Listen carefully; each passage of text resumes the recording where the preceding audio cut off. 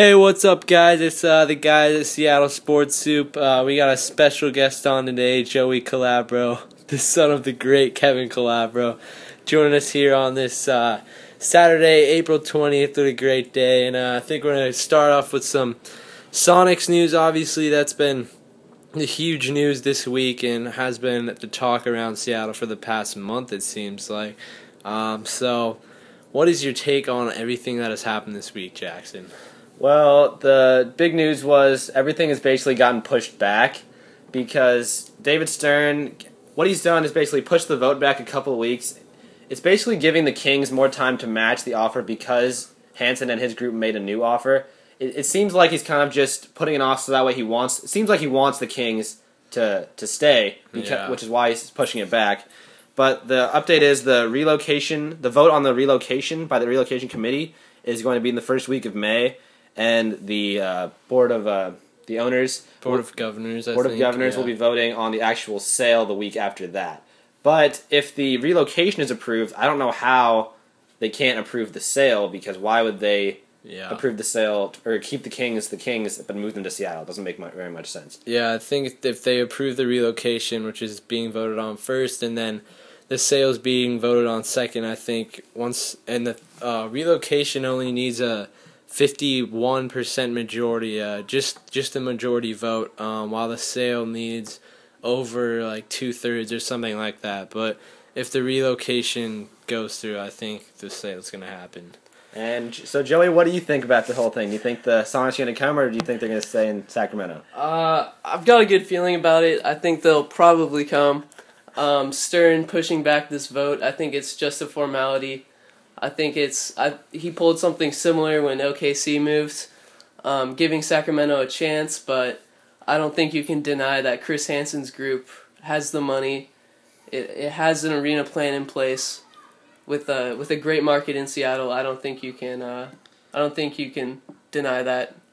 Yeah, and I think the $25 million up that Chris Hansen and Ballmer put in would help, and I think they could, or it does help, and I think they could go even higher if they wanted to. Yeah, I think that the race offer that Hansen and the group made is really important, because one thing Stern said in his press conference this week was that the Sacramento's group is close to the same ballpark, but it's not quite where the Seattle group's offer is at. So if the vote was made today, what he's basically saying is the Sacramento group wouldn't get approved because they don't have enough money, but the extra time that he's given them by pushing it back is basically giving them time to come up with that money.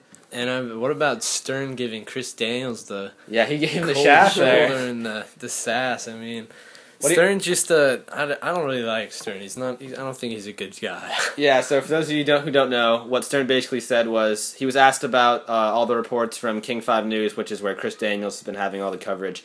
And Stern basically said that he has yet to read anything that's factual or correct or accurate on the story. So he big diss Chris Daniels, which is rough, because I really liked all the coverage Chris Daniels has been having on the matter. But Seattle was behind him, though. We got his back for sure.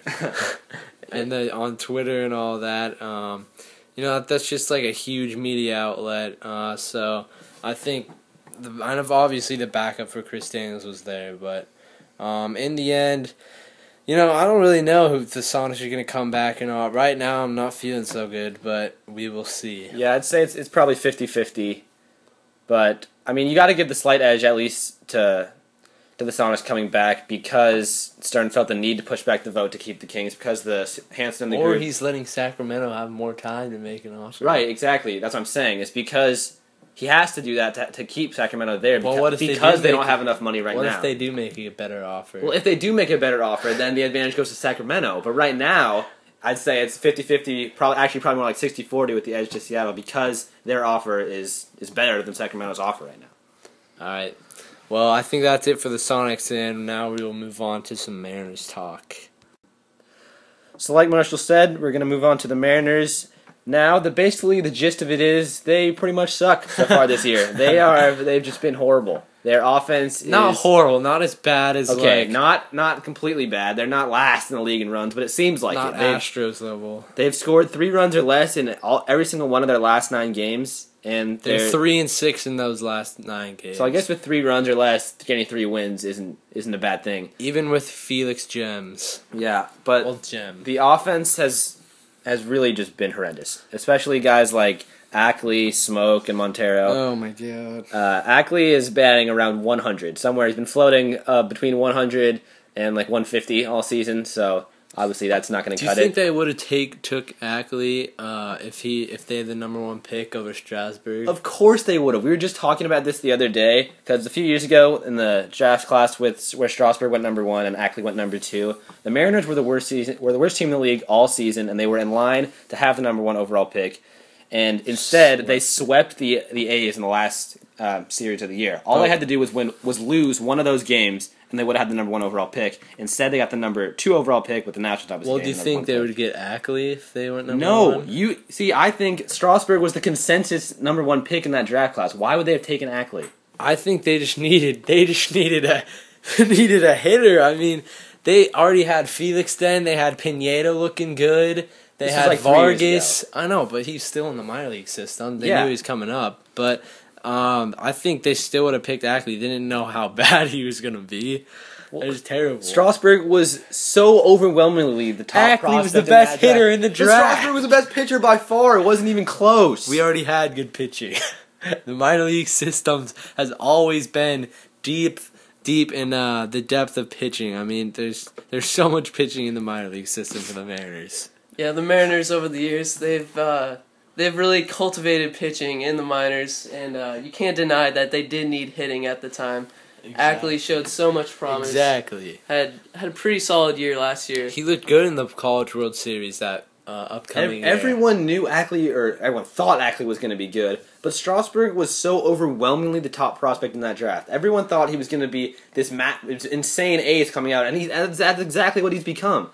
I definitely think they would have taken Strasburg. Obviously, we'll never know. Can't go back. Well, now talking about the current team, there's just the hitters. I mean, as Jackson said, Ackley, Montero, and Smoke. I mean, that's tough. Also, I was talking about this with some other people about the Smoke and Cliff Lee trade. I was wondering if you would rather have. I wish we would have got 1 prospect back for Lee, like 1 legit prospect instead of Smoke and some other guys around him. I mean, I would have liked that better instead of Smoke and Bevan and Josh Lukey, who eventually netted us Michael Morris because of the John Jaso trade and all that. But I would have rather got a 1-for-1 trade of a legit prospect. But that's just my opinion. I think that getting a prospect is good to say now after the fact because Smoke has just been so terrible for us. Hindsight bias. Yeah, there's so much hindsight bias in this. But if Smoke had performed even to a league average level, I don't think we'd be saying this. Yeah. So I think when actually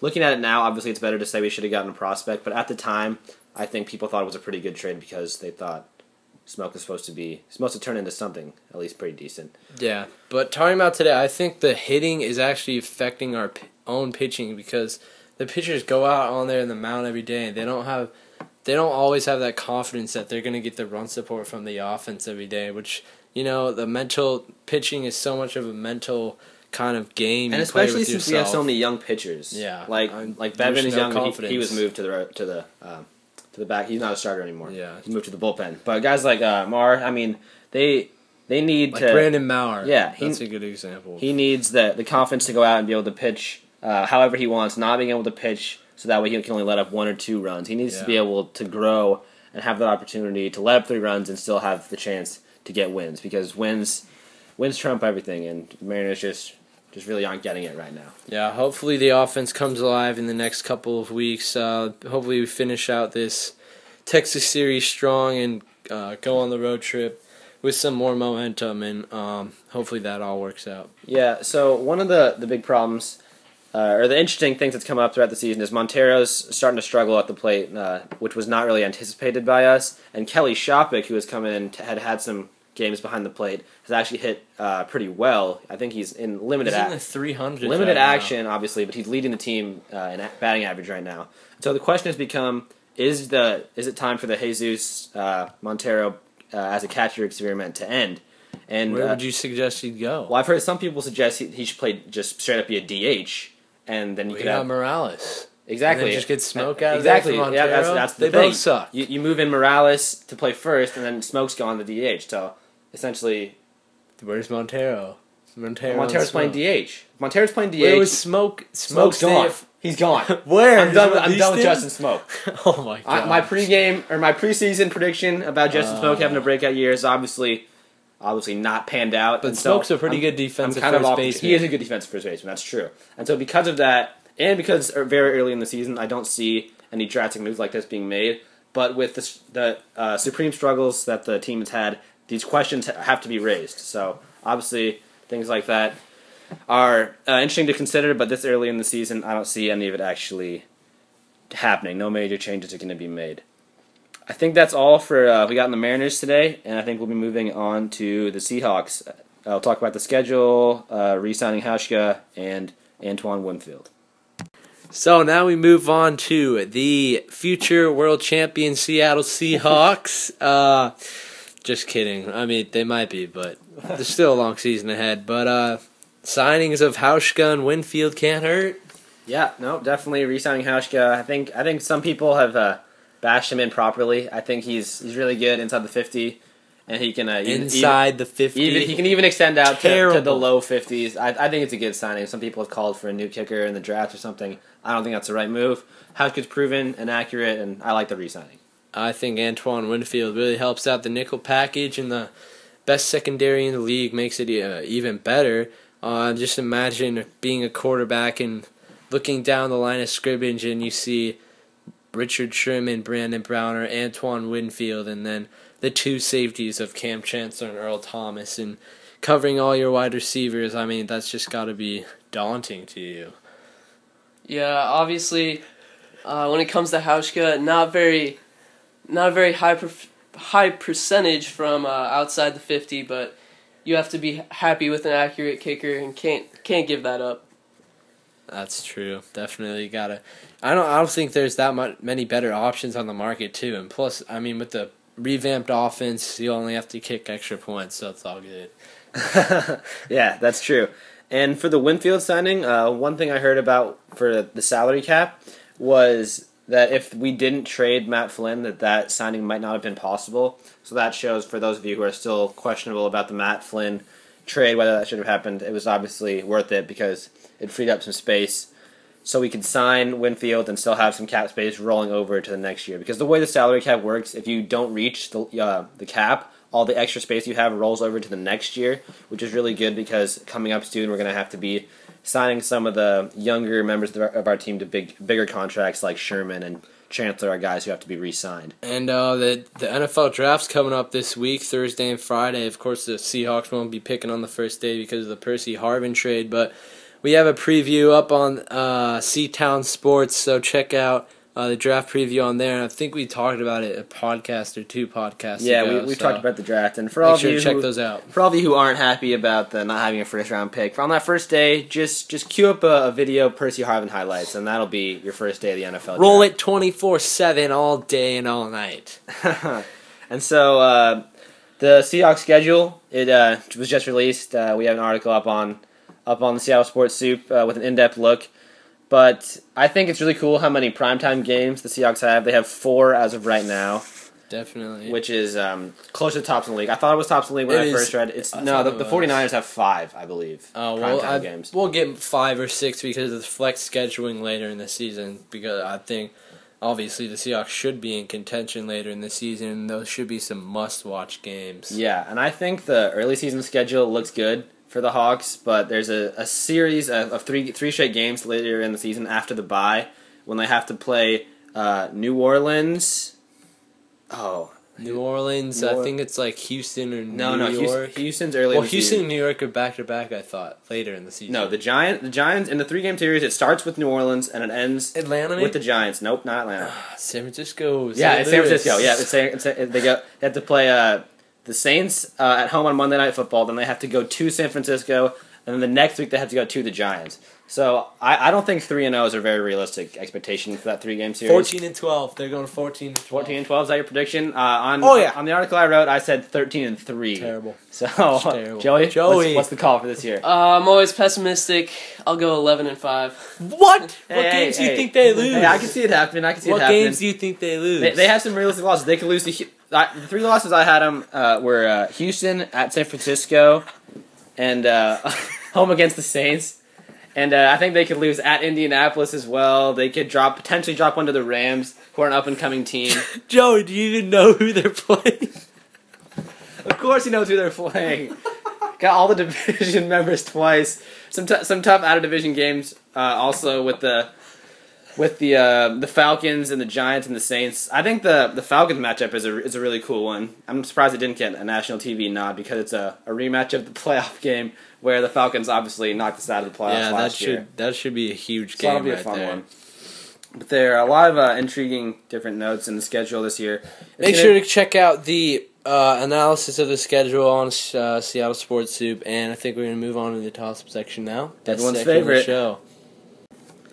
So yeah, toss up. The first one we got today is, should we call up Mike Zunino? Yes or no? He was hitting well early in the minor league season, but has cooled off a bit and is now, his average is down to low 200s. No, sir. No, sir. Oh, for the last 20 with like 10 strikeouts or something like that. I mean, there was some talk about calling him up earlier in the season, but now that he's gone through this little slump, people have jumped off his bandwagon. And I think all along, you got to develop these players, not play them too young. I think they played Ackley maybe a little too young, but they needed that help at second base. And I don't think we necessarily need the help at catcher. Montero can suffice, and Kelly Shopping will be okay. All right, so we do need the help at catcher. I agree that Zunino has been not very good recently, over his last 20 or whatever. But we really need the help at catcher. Jesus Montero has been horrible this year. He can't play defense. He'll hit a home run sometime. Next 20 games? Sometime. Over, under? Next 20 games? 0? He's hitting terrible. Over 20 games? I'm going over there, but yeah, I don't think so. Joey, what's the call on Mike Zunino? Call him up or not? All right, well, this is clearly not a playoff team we're talking about, guys. Keep Zunino in the minors, tank the regular season. Number one I'm pick sorry. in the draft. I really just don't like this Mariners ball club this year. Yeah, well, they've been struggling so far.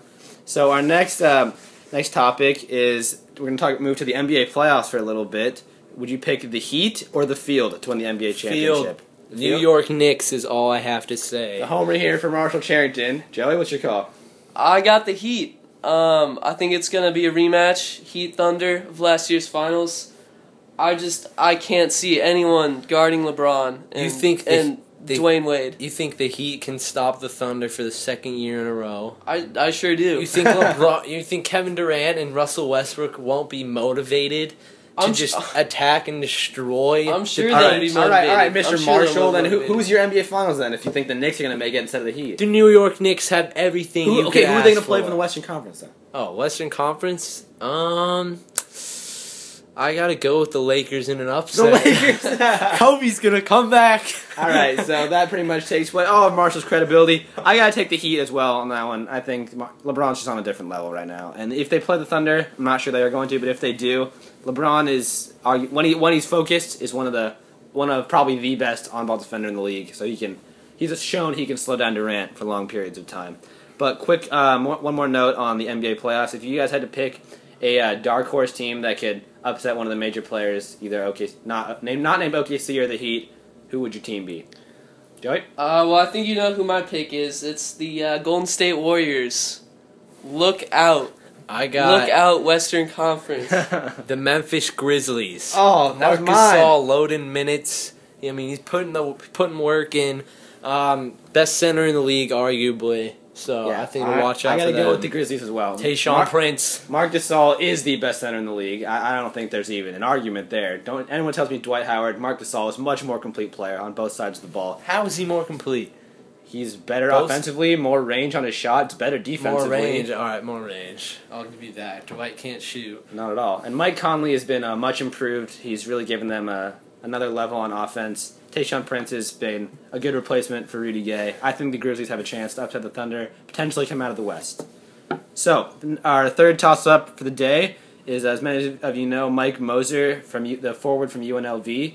Formerly UCLA. He was, last year was a little bit of a down year, but the year before that he was an honorable mention for the AP All-American team. Preseason this year, he was on some preseason All-American team, so he was highly regarded. He's really good, and he's transferring from UNLV. He's got it down to either going to transfer to UW or Oregon. Gonzaga's a dark horse. Gonzaga is also a dark horse, that's right. He's going to be visiting all of these schools within the day, very soon. I think it was Friday, Saturday, UW, and Wednesday, Thursday, Oregon, or something like that. But the recent sources that I've been hearing is that Oregon has pretty much closed the gap on Washington and might even lead for him. So I think it might be a better fit for him to showcase his talents. UW's got a deep front court next year. Sean Kemp, Paris Blackwell, Giles Derricks. I think, but C.J. Wilcox should be appealing. If you want to go farther in the tournament, Moser should pick UW, but to showcase his talents, get in the NBA, Oregon might be the place for him. Okay, so Oregon might be the place for him, but the toss-up question is, where do you think he's going to go, UW or Oregon? I think he goes to Oregon. It's just tough because he's got that Nigel Williams-Goss connection too, but in the end, I think he ends up at Oregon. I'm going to go UW on that one. I think the initial report from Jeff Goodman on CBS seemed like he was overwhelmingly towards UW. Obviously, Oregon has closed the gap a bit, but I'm going to say UW on that one. Joey, what's your call? I'm going to have to go with Oregon, guys. All right, Oregon Ducks is the consensus. Okay, well, the next one is if Moser does pick UW, does he make them the Pac-12 favorites? Because obviously C.J. Wilcox is returning. The incoming of Nigel Williams-Goss. No. Who's going to be better than them? If they get Moser, who's better? Arizona Wildcats, deepest team in the league. No, Solomon Hill's gone. Aaron Gordon. Aaron Gordon's coming in, yeah. They get another transfer at the point guard who can, I forget his name, but he can feed it to Gordon, Brandon Ashley, Caleb Tarjewski. You got it. But Ashley and Tarjewski are both way overrated, first of all. They're still good. Oh, what about Grant Jarrett going to the NBA? That's just a joke. Yeah, that was a horrible decision. He averaged like 5 points per game for Arizona this year. That was terrible. Terrible decision by him. Terrible advice. Yeah, but I think it does make the Pac-12 favorites. They're super deep in the backcourt, first of all. They got Goss, Andrews, Wilcox, obviously, transferred to Mike Anderson and Jamel Taylor. Super deep backcourt. Obviously, if Moser comes, they have a super deep front court as well with Moser, Kemp, Giroux, Paris Blackwell. Yeah, Giroux. I forgot about Giroux. But and Desmond Simmons. Another guy we forgot. Yeah, they're going to be unbelievably deep. I think they'll be a great defensive team if he comes in. I don't know. I think Arizona edges them offensively, but defensively, the Huskies should be pretty good next year. Yeah. So I think Moser, if he comes, would make them the Pac-12 favorites. But that's the end of the toss-up section for the day. We're going to move on to a little bit more of the Huskies to close out the show. All right, so now we move on to the Huskies. You got a big spring game today. Obviously, C.J. Wilcox announced he's returning to the university this week. Should contribute greatly next year. He'd been receiving about second-round grades or something around there, and in the draft, so he wasn't really comfortable with that, so decided to return. And obviously, like I said, the huge spring game with some recruits visiting, so we'll touch on that a little bit. Yeah, and so I think the Wilcox move is obviously good for UW. He was the team MVP last year. This is good for Wilcox too. Yeah, I definitely think it was good for Wilcox. But I mean, it's good for Wilcox, but it does have potential to be bad for him because he wants to make up for last season when he really struggled because of a foot injury most of the second half of the season.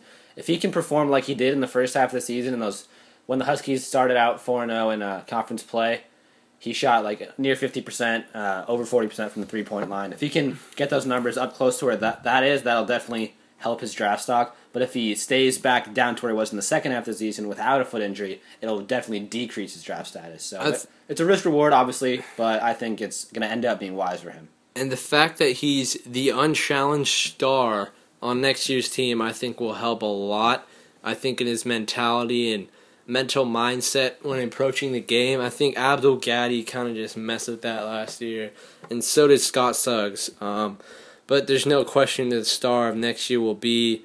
I'm thinking this past year he was supposed to be the star, prominent role, but no one really found their true role on the team. But I think CJ knows he is the big star next year and will have to execute for the Huskies. Yep, and so And football news for the Huskies: this first spring football game is today. So there are going to be a lot of recruits there. Yeah. I'm not a huge fan of spring football games, but there definitely is stuff to be gained from watching them. Yeah, this spring game isn't going to be like a whole game kind of situation thing. It's kind of be like a scrimmage, stop in between kind of stuff, which is kind of disappointing for the fans to see. I mean, you want to see a real game, which would be awesome. But it'll be interesting to see how Keith Price does, obviously, how the defense performs. Travis Feeney, who was a great linebacker last year, is out right now. But they have all their other defensive starters back playing currently, such as like John Timu. Shaq Thompson is really playing with himself now. He was just an athlete out there on the field last year. I mean, a bunch of radio hosts have been kind of talking about that, how he hadn't been coached up, but now he's really thinking about where he is on the field and analyzing the situations he's in. So I think he'll be even better this year with his natural skills and talents. Also, the defensive line, Connor Curry out of Skyline has been impressing. Obviously, once the freshmen get in here in the fall, they should impress. But they're trying to still hammer down those grades, like JoJo Mathis, Elijah Qualls, and Marcus Faria, trying to execute in their final month or so of school. And on the offensive side, one of the surprising players has been Dwayne Washington, who's number 12. Has really been impressing this spring. He was a wide receiver who came in last year, but he's moved to running back now, and kind of him and Sankey would be a nice threat out of the backfield with Price under center. Yep, definitely. And so this game, though, it's also more than just about the current players. It's about potential recruits. And one big one who flew up for the game on his own dollar is running back Joe Mixon from California. He's gotten a massive amount of offers. Yeah, Joe Mixon has about 45, 46 offers. I think he really likes UW, obviously. Came up on his own money. Daryl Daniels, who's going to be coming in this year's recruiting class, went to the same high school as Joe Mixon, and they're pretty good friends. I think the final school it comes down to for Mixon is, I think, in USC, UW. I think he really likes Oregon if they offer, and some other SEC schools. He had always told me from the start that he wants to play with the best competition out there, so the SEC obviously would be intriguing towards him. Also, Devontae Downs is at the game. I know Buda Baker and Caleb McGarry can't make it because of track and previous commitments, but I think they are also going to be looking at UW a ton too in the end. So I think that is the end for the main part of our show today, but obviously we end every show with our shout-outs portion. So I'll start off, I guess. My shout-out today is to the city of Boston. They responded with overwhelming success and integrity. It was really amazing what they did to how quickly they did it and what they did to catch both the bombers from the Boston Marathon bombing. And I'm just really proud to be a fan of that city, and my dad was born and raised there, so it's just really great everything all the law enforcement has done in Boston. I have to give my shout out to the website Grantland, which is owned by ESPN, I think, ran by Bill Simmons. I mean, I've just been checking out their stuff lately, and they have some of the best writing you'll find around the internet and anywhere, really, so I think that's really impressive.